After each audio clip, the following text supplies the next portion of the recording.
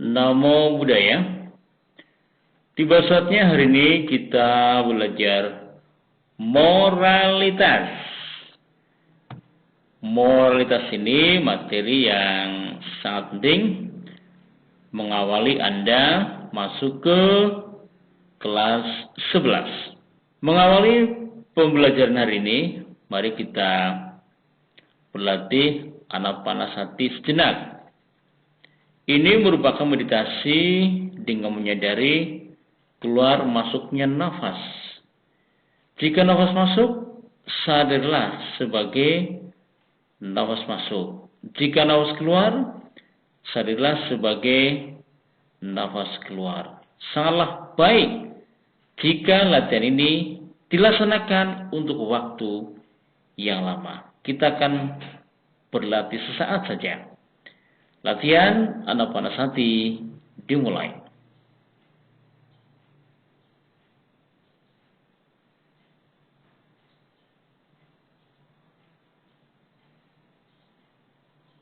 Sabesata Bhavantu Sukhitata. Semoga semua makhluk berbahagia. Latihan anapanasati selesai. Setelah kita berlatih anapanasati sejenak, mari kita mengingat pesan Sang Buddha di dalam Dhammapada. Na pupagando patiwata meti, na candanang tagara malika. Satanca gando patiwata meti, sabadisa sapuriso pawayati. Harumnya bunga tidak dapat melawan arah angin. Begitu pula harumnya kayu cendana, bunga tagara, dan melati. Tetapi harumnya kebajikan dapat melawan arah angin. Harumnya orang bajik dapat tersebar ke segenap penjuru. Ini pesan Buddha sebagaimana ada dalam Tipitaka Khuddaka Nikaya Dhammapada bab 4 syair 54. Ada pertanyaan terkait moralitas. Apakah moralitas? Ini pertanyaan besar kita. Apakah moralitas? Di dalam istilah Buddhis, moralitas sering dikenal sebagai istilah sila. Sekali lagi sila. Dan sila ini diajarkan oleh Sang Buddha, Buddha Gautama, guru agung kita, di dalam khotbahnya yang pertama. Di dalam khotbah beliau yang disebut sebagai Dhammacakkappavattana Sutta, khotbah pemutaran roda Dharma. Ini memberikan isyarat bahwa ajaran tentang sila ini begitu penting dan sekaligus merupakan dasar atau fondasi dalam pengamalan ajaran Buddha. Semua ajaran Buddha ini diawali, dipondasi, diberi dasar yang kuat, yaitu sila. Sila ini cakupannya mencakup semua perilaku dan sifat-sifat baik. Dalam bahasa Pali, sila sering dikaitkan dengan sifat, karakter, watak, kebiasaan, perilaku, kelakuan. Misalnya perilaku baik sebutannya susila. Perilaku buruk sebutannya dusila. Perilaku kikir sebutannya adana sila. Watak luhur disebut parisuda sila. Sila juga sering dikaitkan dengan latihan moral, pelaksanaan moral, perilaku baik, perilaku bermoral, etika Buddhis, dan kode moralitas. Itu sila dalam bahasa Pali. Di dalam Jalan Mulia Buddha 8, moralitas ini ada di sini, ada di antaranya. Nanti kita lihat apa saja yang masuk. Moralitas di dalam Jalan Mulia berunsur 8 ini sangat erat hubungannya.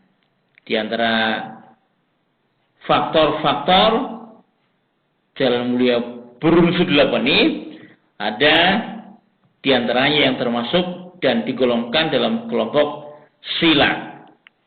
Apa saja nanti? Nah, kita mulai dengan pandangan benar.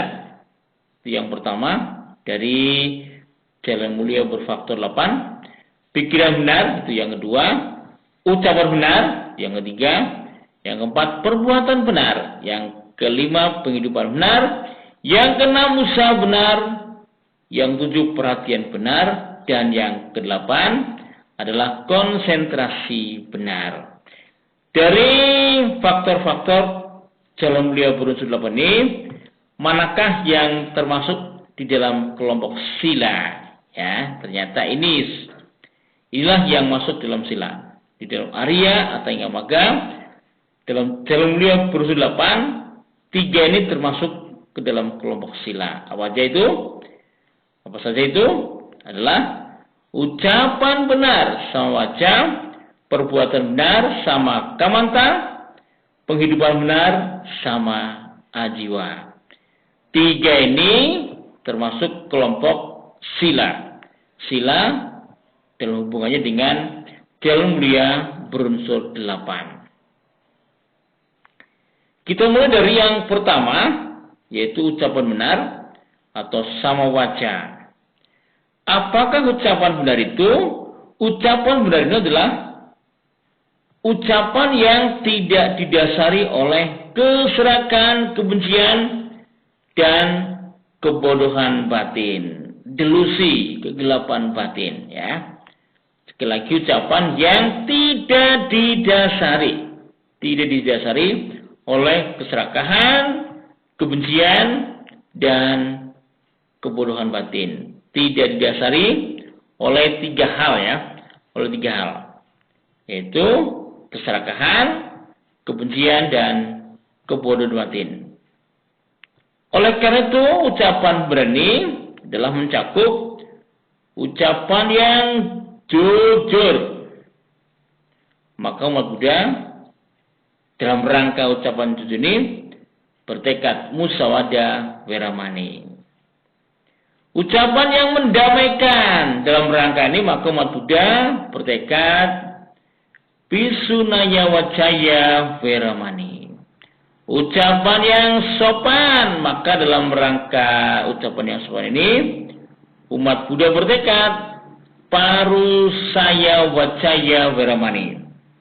Dan yang keempat adalah ucapan yang bermanfaat. Dalam hal umat Buddha bertekad sampa palapa weramani. Tidak omong kosong ya, menghindari ucapan yang kosong, ucapan yang tidak ada gunanya, kita hindari. Itu ucapan benar. Sekarang yang kedua, perbuatan benar sama kamanta. Apakah perbuatan benar? Perbuatan benar itu adalah perbuatan yang bertujuan untuk mengurangi keserakahan, kebencian, dan kebodohan batin. Atau perbuatan yang didasari oleh kedermawanan dan cinta kasih. Itu perbuatan benar. Oleh karena itu, maka perbuatan benar ini adalah perbuatan yang menghargai hak hidup makhluk lain. Itu sebabnya umat Buddha menghindarkan diri dari membunuh. Tekadnya panatipata weramani.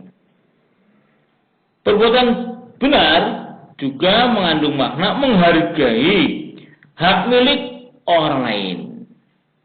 Itu artinya menghindarkan diri dari mengambil barang yang tidak diberikan. Kalau tidak diberikan, kita nggak ambil. Kalau nggak diberikan, kita nggak ambil ya. Kita mengambil yang diberikan saja. Itu sebabnya umat Buddha dalam puja bakti selalu bertekad mengucapkan adina dana beramani.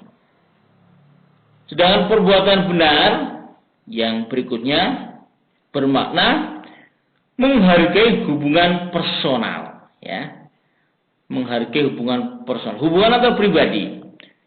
Itu mereka hubungan suami istri maksudnya, ya. Oleh karena itu umat Buddha menghindarkan diri dari berbuat asusila. Tekadnya berbunyi kamesu micacara weramani. Itu perbuatan benar, cakupan perbuatan benar.